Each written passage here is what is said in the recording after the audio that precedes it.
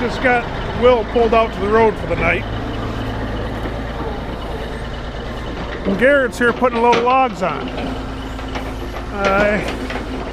I don't quite have enough hardwood for a whole load, so we may have to put some popple and hardwood on this back and do it crossways.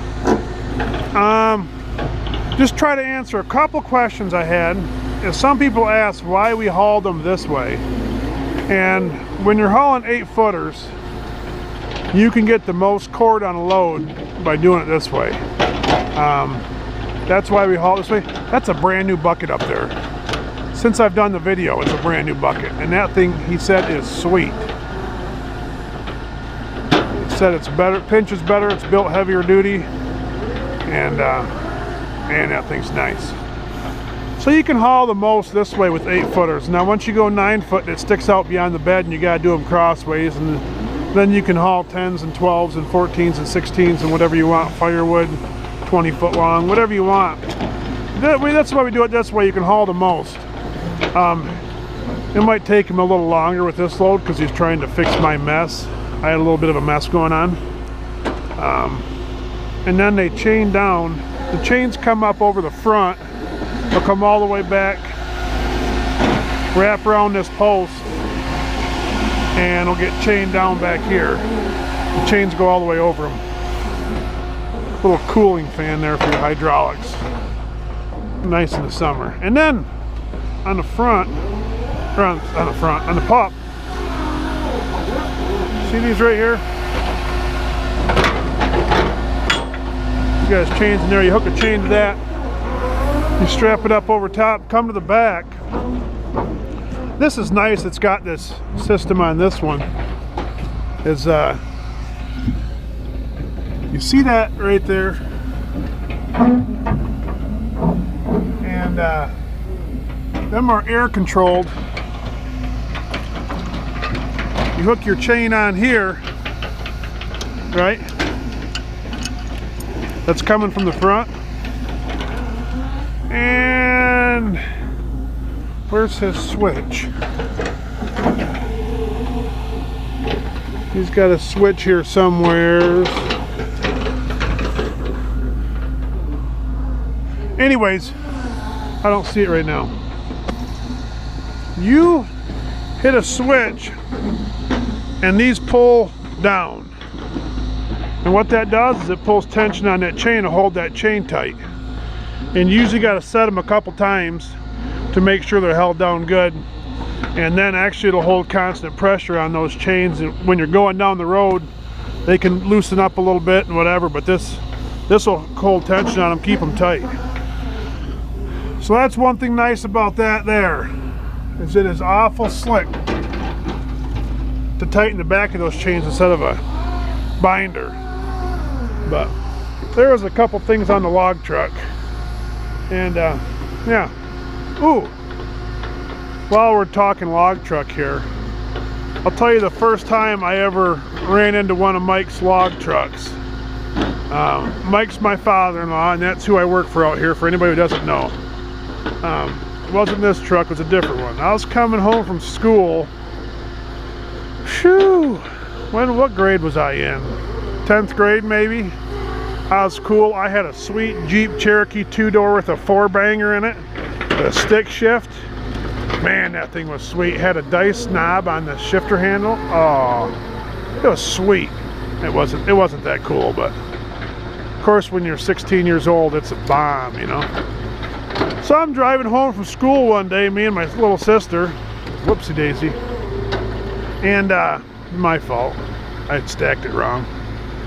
Driving home from school one day, and I could smell my cologne in my backpack. So I'm like, Kelly, grab my cologne. I can smell it leaking in my backpack. So she grabs a hold of it, flips the backpack up front, and I dig in my backpack for that stupid cologne that was leaking out. Old Spice, I believe. I smelled like $1 million, but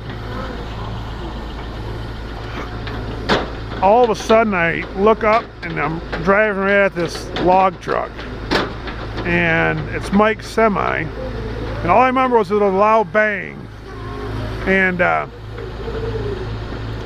Next second I knew all the windows were blown out of the side of the Jeep, and there was glass everywhere. There was glass all in my sister's hair and in our pants, and it was a mess. Anyways, just happened to be Mike's truck, and then Lacey come home. She come driving home from school a little while later, and of course stopped and asked if I was okay, and I was fine. And of course, we weren't dating then. We weren't dating then, and it probably is a good thing, because her dad probably would never let me take her on a date because of my driving capabilities back then. Jason actually came to our wedding, and I believe the card he left said something like, "Make sure Lacey drives anywhere you go." Anyways, I caught the very front corner of the bed with just at that headache for the front of that Jeep, and bent that back, and then knocked all the windows out of the side of that thing, totaled it. And of course my dad was worried that I was in a hospital somewhere because he couldn't get a hold of us, because back then you didn't have cell phones really worth beans.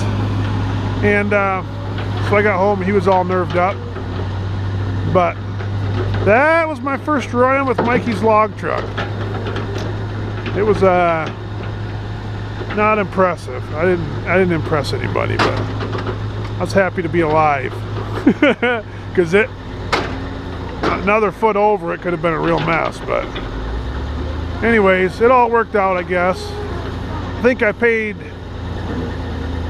what did I pay for that? 1,800 bucks, and the insurance company gave me 2,400 or something.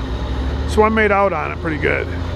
But that was my log truck story, when I ran to Mike's log truck, and then Lacey showed up a little while later. It was, you know, I'm sure she thought I was really special.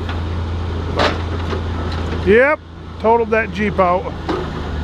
So that's the my log truck story, and Mike's log truck. It's a pretty special day.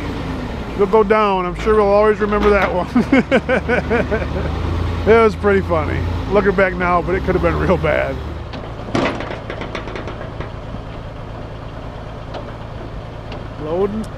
Loading after dark.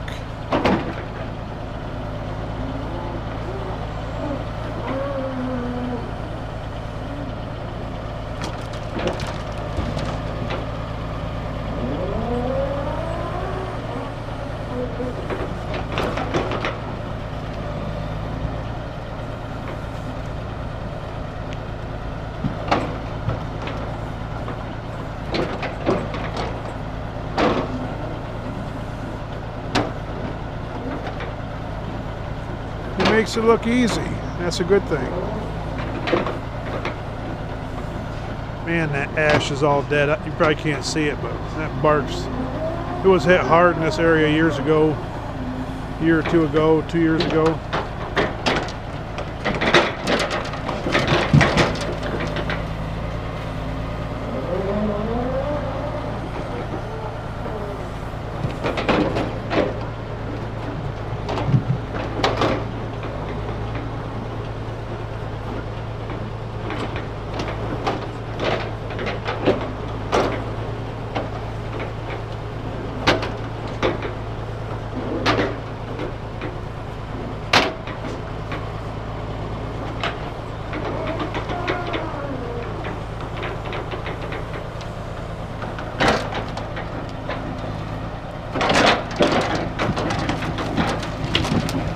My bad.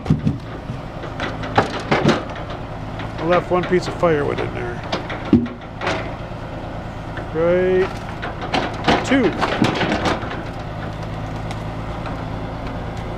I just tried to sort it all out and I screwed it all up. One more maple piece in there. You've seen it.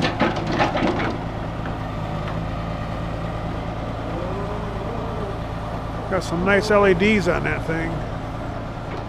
One on each side of the boom, it looks like, one right in front of him. You can see pretty good out of that thing.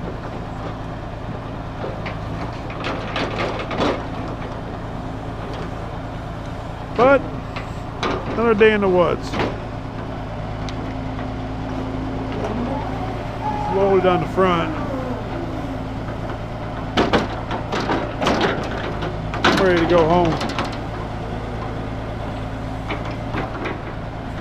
And there's still a couple hardwood blocks I better get out of there. I better jump in the slasher here and get them out of there for him. And down the back.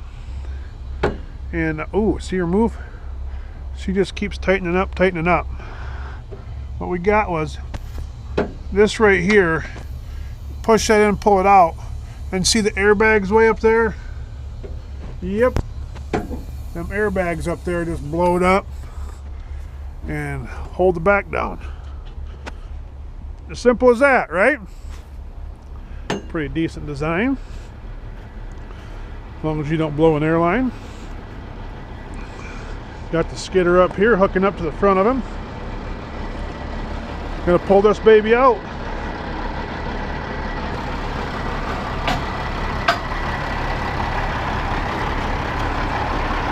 Got the cable hooked up.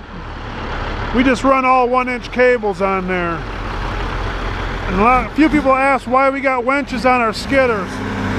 This is why.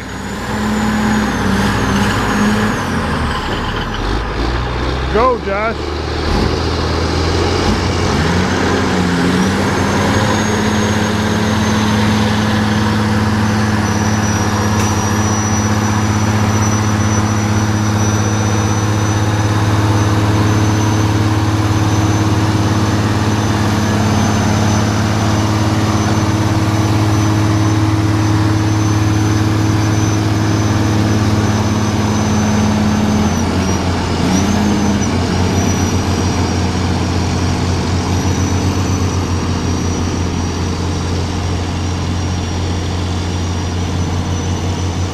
Just like that,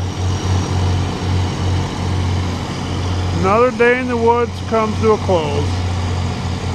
Hey, only one thing you can do. Just keep rolling.